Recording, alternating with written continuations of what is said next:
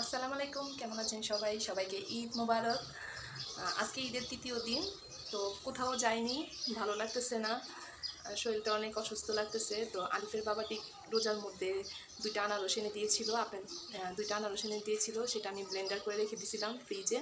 তো আজকে হঠাৎ করে মনে পড়তেছে যে গরুর মাংস দিয়ে আনারস দিয়ে খাবো। আমাদের বাসার সবার, আমাদের ফ্যামিলির সবার, আমার আব্বু আম্মু, আমার ভাইদের সবার আমাদের প্রিয় আনারস দিয়ে গরুর মাংস, চিকনাওয়ালা আনারস দিয়ে গরুর মাংস। তো চিকনাওয়ালা আনারস দিয়ে গরুর মাংস রান্না করব। ফ্রোজেন করে রাখছিলাম, প্রায় 2500 যায় বা 2400 যায় দুইটা কাঁচা আনারস এনে দিয়েছিল আলিফের বাবাটিকে বলছিলাম। তো এখন সেটা ফ্রিজ থেকে সকালবেলা বের করে রাখছি। এখন গরুর মাংস দিয়ে সেটা রান্না করবো। চলেন দেখাই আপনাদের কীভাবে চিকনাওয়ালা গরুর মাংস দিয়ে কীভাবে আনারস রান্না করে। তো চলেন যাই, রেসিপিটা দেখাই। আর আপনারা ভালো লাগলে অবশ্যই রান্না করে বাসায় খাবেন আর আমাকে জানাবেন। আর আমার ভিডিওটা যদি অবশ্যই ভালো লাগে লাইক দিবেন, শেয়ার করবেন, কমেন্টস করবেন অবশ্যই। চলেন যাই তাহলে রান্না করি গরুর মাংস দিয়ে আনারস কাঁচা।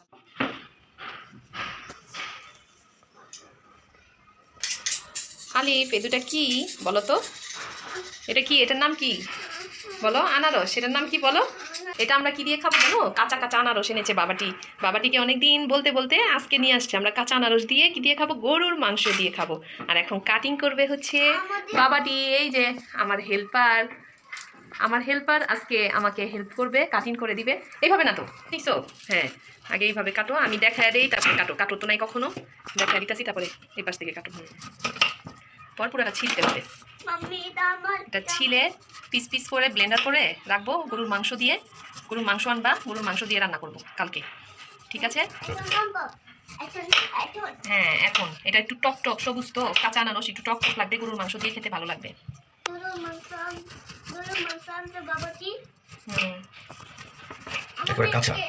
কাটো।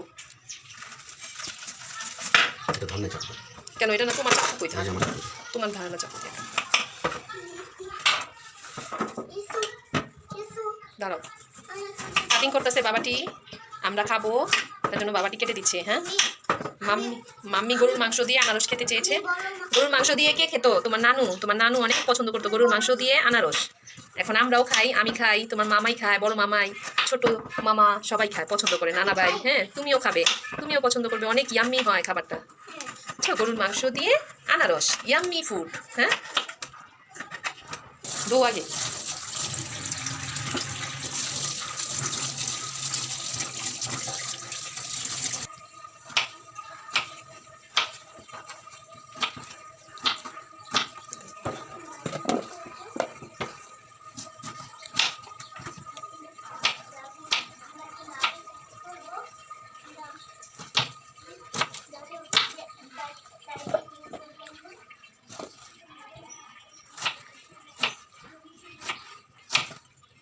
সুন্দর করে কাটো।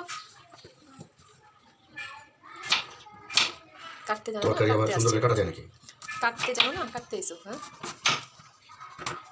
দিলা কেন? তুমি তো কাটতে পারতো। তুমি তো বললে আমি আনছি, আমি কাটুন। আমি তো বলি নাই, তুমি বলছো আমি আনছি, আমি কাইটা দিই। যেভাবে পারতেছি সেভাবেই কাটতেছি। আর কাটার পর এগুলো সব ব্লেন্ডার করা হবে। ব্লেন্ডার করে আজকে ফ্রিজে রেখে দিব, কালকে রান্না করবো গরুর মাংস দিয়ে, ঠিক আছে? ওকে, চলো তাহলে গরুর মাংস ব্লেন্ডার করেই রেখে দিব। গরুর মাংস ব্লেন্ডার করে না, ব্লেন্ডার করে রেখে দিব এখন ফ্রিজে। টেস্টি, এগুলো লবণ দিয়েও খাওয়া যাবে না? লবণ, একটু বিট লবণ ছিটে খাওয়া যাবে। কাটা এইগুলো,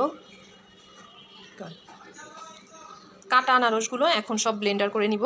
আলিফের বাবাটি সব কেটে দিছিল, এখন এগুলো সব ব্লেন্ডার করব। এই যে ব্লেন্ডার করব, ব্লেন্ডারে সব ঢেলে দিলাম।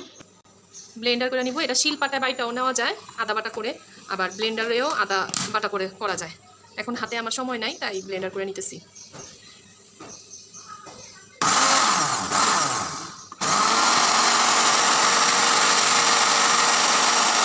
দেখেন গুঁড়া হয়ে গেছে, এখন সে কমপ্লিট।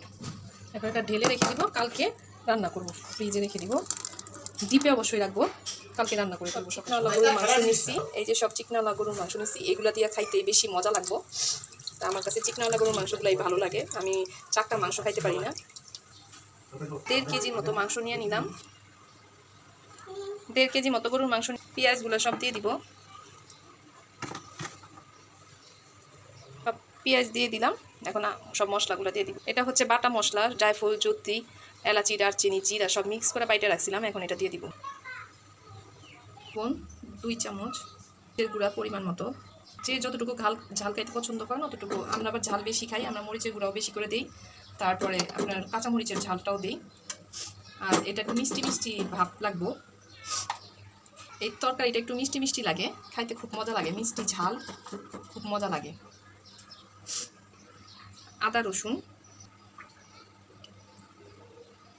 ধনিয়া গুঁড়া, জিরার গুঁড়া,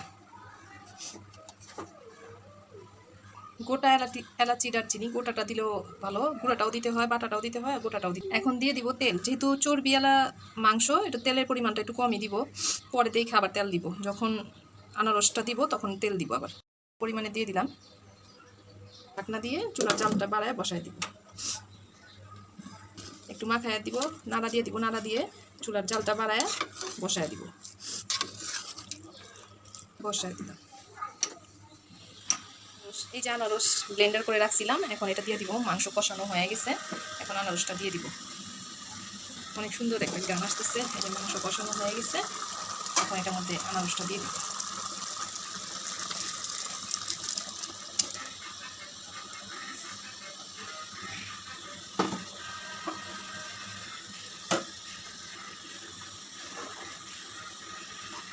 কষা মাংসটা যেমন হয় না সেরকম গ্রেভিটা একটু বেশি হইব, আর কষা কষা একদম ভুনা ভুনা করতে হবে। এটা দিয়ে দিলাম, এখন ভুনা ভুনা করবো। এটা যাবে পানি একটু শুকলেই নামায় ফেলবো। কমপ্লিট।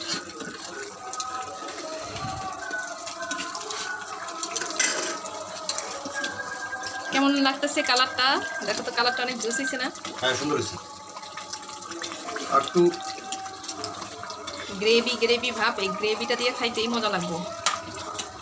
আনারসে একটু ফ্লেভার আসবো, মিষ্টি মিষ্টি লাগবে, একটু টক টক লাগবো, খাইতে অনেক মজা লাগবো। আপনারা অবশ্যই এটা রান্না করে খাবেন। আলিফের বাবাটিকে দিতেছি, আলিফের বাবাটি খাবে এখন। Thank you. হ্যাঁ, দেখো কেমন হয়েছে, খাও, খেয়ে দেখো কেমন হয়েছে।